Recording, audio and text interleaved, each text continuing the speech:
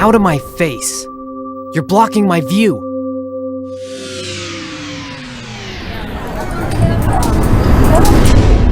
Shut up! Stop talking! Just go the hell away.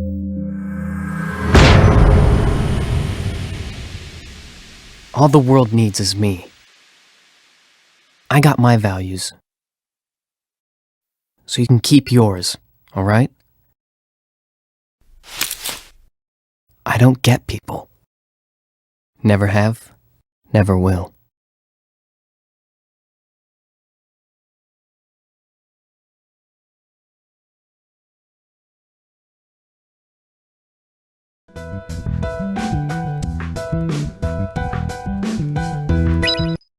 This entire game looks like a comic book. I feel like this game was made on a really cheap budget. No voice actors, no animated scenes, just still panels of all the information you need, just like a comic book. However, this does not take away from the story in any way. Speaking of... Took me about an hour to play these 2 days. I still feel like I'm in the tutorial phase since there are many things in the menu that I don't know about. However, I do feel like I can learn things quickly. The game's controls are simple enough, and the pacing of the game makes up for the lack of knowledge. As a player, I relate to Neku too much. He doesn't have much knowledge of what's going on and even needs a cultural landmark explained to him. Is that dog statue just not that famous in Japan? I wouldn't know. I haven't lived there. But he's not dumb. While Shiki focuses on trying to beat the game, Neku is trying to figure out what the game is and is trying to get out of the game, which is what enforces his decision at the end of day 2. We'll get to that in a sec. As described in the synopsis of the game, Neku seems to be an introvert of sorts. I just feel like he doesn't like people in general, which is why he has headphones on all the time, even when he is talking to other characters. Shiki even tells him to take them off at one point. I just think that's smart character design. And he gets paired up with the most outgoing person in the game that we have met so far. Maybe a little too outgoing. Shiki seems to know too much about the game for someone who just fell into it. She knows that getting a partner will allow you to use your powers. She knows how pins work. She knows you're only supposed to have one main pin to be a player, and she is always on her phone. All these little hints along with Neku's general personality of not trusting people is what leads him to making the decision to erase/kill Shiki at the end of day 2 to get out of the game, believing she is a spy for the Reapers. I was shocked when he killed Shiki, but now that I think about it, it makes sense. The only thing I don't really understand is why he trusted a Reaper so much. If someone put me in a game of life or death, I wouldn't trust the referee giving me a possible way out. But Neku was desperate, and throughout the first 2 days, we've seen that the Reapers can control a lot about the game. The noise, as well as the boundaries in Shibuya, are all controlled by the Reapers. I did have some issues with day 2. There was a sort of puzzle where you had to take the curse off the dog statue. However, the only person that knew how to take off the curse is next to the bus/train station. I thought someone next to the statue would know how to fix the curse and spent way too much time there reading people's minds. The one thing I realized from this was that the writers came up with a lot of thought bubbles for many of the NPCs. From wanting to pass a test to roaches in the apartment, there are many thoughts being thought by all the different kinds of people in Shibuya, which makes the game feel a lot more realistic, even though some thoughts are reused. After killing Shiki, Neku wakes up in a dark area and can't use his fire pin to make light. Is this because if you don't have a partner that you can't use your pin, ergo Shiki is really dead? I don't know. I guess I'll have to find out. Yeah, so Neku didn't kill Shiki. Let's just pretend the last paragraph didn't happen. Okay, I knew he didn't kill her, but I thought it would be a more interesting reveal than Barista Man saves the day. Despite this, it does develop Neku's character a little bit. He feels guilty for hurting Shiki and actually apologizes to her at the behest of the Barista Man. And when day 3 starts, he actively tells Shiki to stay close to him. He trusts her enough to tell her more about himself, mainly that he knows nothing about himself. Turns out, Neku is an amnesiac, which explains why he didn't know about the dog statue on day 2. After Barista Man saves our duo from the bored Reaper, he explains more about the game and insists that finishing the missions is essential to surviving day 7 of the game. It's implied that he's more than just any player, and then the next day starts. I know he will be more important later on, but I don't don't know what to think about him yet. Other than him introducing another aspect of the game, the ability to interact with certain shop owners. Even in a death game, capitalism still finds a way to screw you over. This game function essentially allows you to buy clothes, food, or other items that will help you in the game. A little detail I liked is that not all clothes can be worn by both players. For example, only Shiki can wear the cute bonnet you buy from the goth lady. If you try to equip it on Neku, the game will chastise you, saying, "You could wear that, but people would stare." And this isn't the only part of the game where this happens. Sometimes the instructions will speak like Beat does, using slang. It adds charm to the game, making you feel like you are actually in Shibuya, running around in cute clothes and eating hot ramen while beating up the noise. Speaking of, the noise is further expanded on in this part of the game. The mission instructs us to help the technician fix the lights at 777's concert. However, noise possesses him and he doesn't have it in him to do his job. It's like he can't be bothered. Once the noise in him is defeated, he suddenly comes to life, trying his very best to get the job done. It reminds me of when I got too lazy to do something. I sometimes forget to do it. Makes me think, was the noise distracting me? It's an interesting way to anthropomorphize this concept into beatable enemies. Memes can also influence people in this game. No, not that kind of meme. Basically, you can use words to make impressions on people. Neku reminds the technician what needs fixing by putting the meme fuse into his consciousness. Makes me wonder, did Neku use the same trick to remind me to do my homework? Once again, a very interesting way to conceptualize remembering something on the spur of the moment. It sucked that Beat and Rhyme stole the mission from our duo. We went through all this hassle to get the dumb technician to fix the lights, and they ended up stealing our kill. But if we didn't go through the hassle, the final boss wouldn't have been revealed, and without Beat and Rhyme's assist, our duo would have been erased. Both Neku and I reluctantly decide to work with Beat and Rhyme to complete the next day's mission. Neku remembers what the barista man said earlier.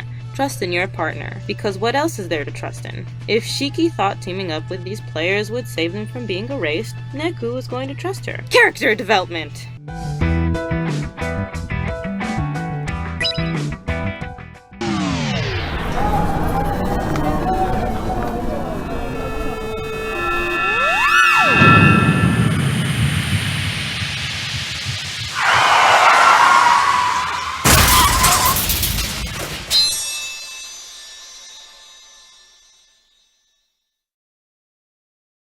I'm sorry, did I say character development? I meant character regression. That happens sometimes when Rhyme dies and Neku doesn't know how to show any empathy. For some reason, I feel like this would be the shortest day in the timeline. The mission has an unlimited time and is only a few blocks away. It seems a little too easy. So of course, we get another function of the game explained to us. Apparently, there are certain trends that each district of Shibuya follows. If we wear clothes or pins from the number 1 trend, our attacks are doubled. The opposite happens if we wear less trendy clothes or pins. Being that I don't have much money and don't have a lot of clothes or pins at this time, it didn't really have an effect on me. After the incident, I ended up grinding and leveling up all the pins that I had, as well as the new pins I gained from finishing day 4. We also learned that Shiki has a dream of becoming a designer. She sewed her own clothes and her toy cat that she uses to fight. Neku admires her for that. We also get a funny scene where she takes off his pants to fix one of his buttons. No one can stop Shiki from sewing those loose buttons. On to day 4's events. By making the mission easier, the Reapers lower the player's guard, successfully setting a trap for Beat and Rhyme. Rhyme sacrifices herself for Beat and gets erased. Our duo fights off the remaining noise while Beat runs off with Barista Man. The fight that ensues is hard to watch. Neku, being the introvert that he is, doesn't display any emotion at Rhyme's death. Shiki interprets this as him not feeling anything about her death. Neku explodes at her and rants that having friends only drags you down, especially when they betray you. The next day starts. It's a good thing we are privy to Neku's thoughts, otherwise we would have thought he was heartless. Rhyme's sacrifice makes Neku feel like crap, and that feeling reminds him of something. We are getting breadcrumbs of Neku's past, but not enough to make a conclusion about his thoughts. Even though Neku has opened up a bit more, it feels a lot more realistic for him to blow up at Shiki. People don't change in a day. Despite his amnesia, Neku remembers the feeling of being betrayed by someone close to him, or maybe it was someone sacrificing themselves for him. Whatever the case, it has made him untrustworthy of others. So yeah, sad but realistic character development.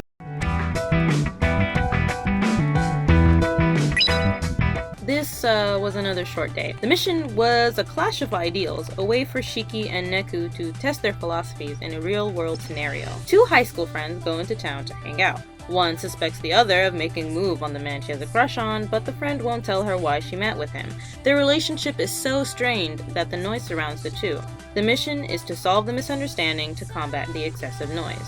Neku decides that the girl should be honest with her friend, even if the truth would hurt her. Shiki believes that lying to a friend to not hurt them is better than telling the truth. She calls it a fib. I feel like that's very 90s lingo. Using an urban legend that many locals believe, Neku convinces the girl that her friend is lying to her, but not for the reasons we think.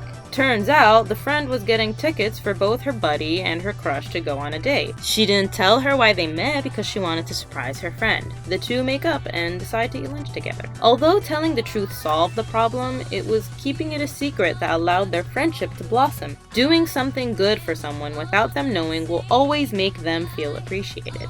Which is why sometimes telling a fib is okay, so long as your friend isn't hurt. It's when the game master shows up to taunt Shiki where things start to go sideways. By the way, I totally forgot to mention that all the players are dead, and Neku does not take this well. When he goes on the phone later, he introduces himself by saying, "Hello, dead child speaking." The amount of sarcasm that oozes out of this boy.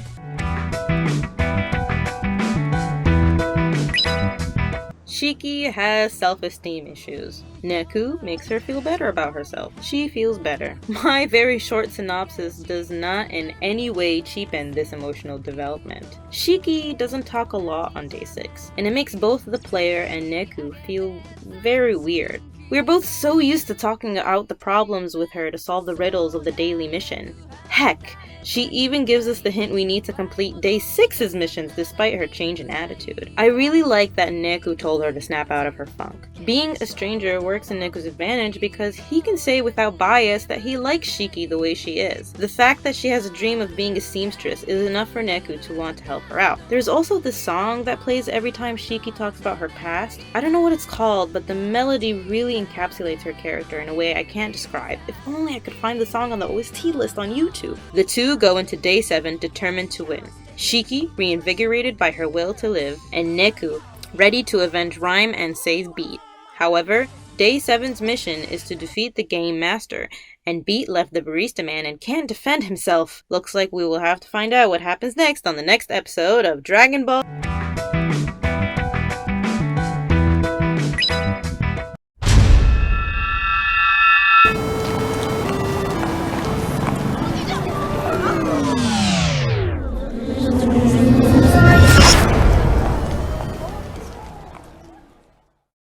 What? Why?